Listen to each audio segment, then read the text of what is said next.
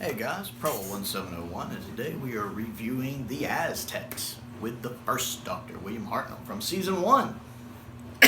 and it was okay. I liked it. I didn't love it. I don't think I like it as much as some people do. It's definitely not as good as Reign of Terror. I love Reign of Terror a lot better. But I didn't dislike it. I thought it was okay, edging into good. It definitely had moments I loved. I think the first episode was the weakest.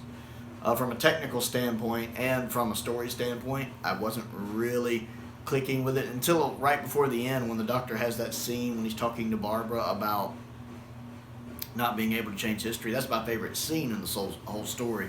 I love that. When he goes, "You can't change history, not one line." I love that. I love that. And that bit about, what you're trying to do is impossible. I know. Believe me, I know.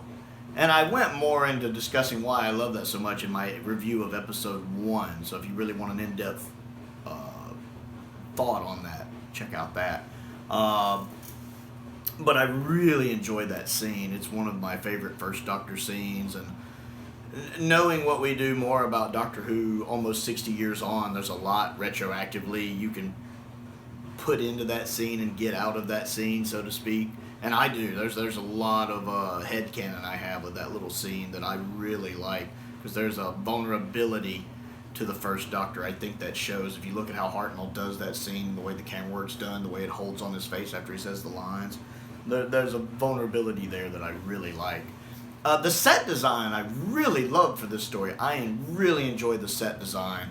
I like the little scrims or curtains or whatever it is they have as the backdrops, where it looks like you're there, and the temples and stuff in the background looks really good. I mean, they're obviously drawings on canvas or cloth or something, but they look really good, and I really enjoyed that. The actual it looks almost like a stage, like a theatrical stage, which appeals to me. I really enjoy that. Jacqueline Hill and William Hartnell are on fire in this. I absolutely love their performances. Anytime someone's like, 60s Doctor Who just didn't do women right, I'm like, have you seen Barbara? Barbara is amazing. She should be like a, feminist icon. She is great in this. I love how she keeps her calm in places. She never just freaks out. Even when she's concerned and she has doubts, she never freaks out. Susan's not in this story a lot. That's another big plus for it, because I don't like Susan. And Ian's great too. William Russell does a good job. The fight scenes I don't think much of. I don't think they're choreographed very well. I think the actors are just told to get in there and do something. The fight scene in episode 1 is particularly bad. The one at the end of episode 2 is not too good. The one at the very end of the story is a little better, but it does some of these weird close-up shots. They always talk about in modern TV how they do too many close-up shots. Here's 1964, and they're doing too many close-up shots. But it was a little better. I like the Doctor accidentally getting engaged to get married. That's funny. I love his reaction to it, too. "Oh, you proposed." And he's just like, I love that.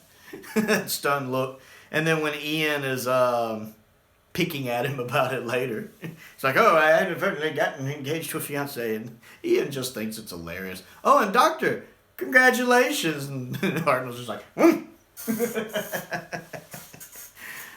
Hartnell does a whole range of emotions in this story, which I love.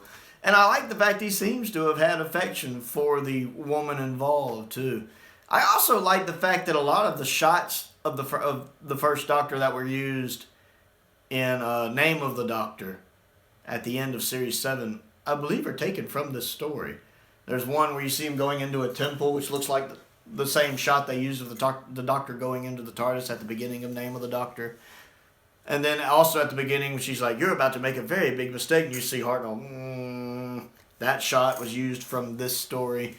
And then I think even when Matt Smith's inside the TARDIS right before he passes out and it shows time changing a little bit, that's a shot of Hartnell, I think, leaning against the Aztec wall, I believe. So I think they used all the shots of Hartnell from this story. A little lazy on their part, but whatever. The villain, I wouldn't call them villains. Villain's not the right word. The bad guys of the story, if I had to say that. Like the butcher, the one that does the sacrifices, I think he's acted really well. I wasn't really clicking with him the first episode, but I started connecting with him really well the second episode. I like him as a villain. He's a bit over the top. He's like somebody performing for a children's show. It comes across, because Doctor Who is very much a children's show at this time. But it works. The way he's exaggerating his performance works very well for the audience in mind. I like the things he's doing with his face, and how he stays hunched over like kind of a villain character. I like him. The makeup and costume designs, I think, are really good. I like, was it Olok or whatever? I liked him, the kind of smart one that actually was kind of on Barbara's side. I thought he was acted really well for the most part. He had that one line in episode 1. It's like one long run-on word, like he lost interest like mid-speech. But other than that, he does a really good job. I like the fact that the architect son that the Doctor wants to meet turns out to be the same guy Ian is fighting. I didn't put that together until it happened. And then I thought that was a cool little twist. I like how the guy conned the Doctor into helping him beat Ian. That was pretty neat. Yeah, I like the story, but I will admit it was putting me off. It got stronger as it went on. Like, episode 1, until that one scene at the end, I was kind of like, eh.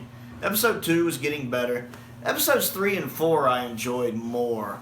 But it's still not one of those stories I'm like, I gotta rewatch that again soon. It's not like the love I have for the Reign of Terror, or say the Ark, or the War Machines. I will admit it would be on the bottom end of my Hartnell list, but it's still not a bad story. I liked it. I enjoyed watching it.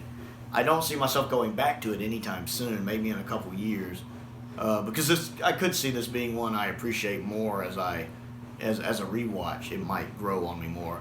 I didn't watch all the episodes back to back. There were breaks. I watched. See, it's a 4-parter. I think I watched it over a 3-day period. So it wasn't one of those I'm like, I got to get to the next episode. It's like, okay, I got through this one. Let's go do something else, watch The Mentalist or something, and come back to it.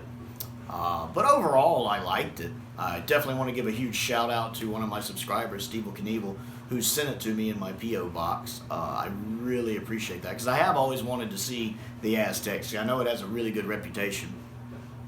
Doesn't quite live up to that reputation for me. But it's certainly not a bad story. I definitely enjoyed watching it, and I'm looking forward to maybe in a year or two giving it a rewatch to see if I reassess it, because sometimes stories do go up in my estimate on rewatch. So that's my thoughts on the Aztecs. I would like to know what you think of the Aztecs, so comment down below and let me know. Other things to do, click the like button, click the subscribe button, click the bell for notifications so you never miss out on another video. I also have a Patreon. If you would like to support me that way, there is a link to my Patreon down in the description below.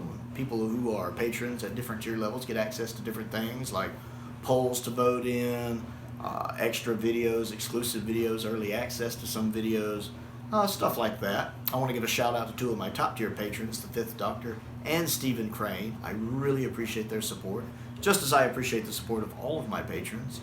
I also have a P.O. box if there's anything you would like to send me, as this DVD was a gift sent from a subscriber. My P.O. box is also down in the description below if there's anything Doctor Who related or not that you would like to send me.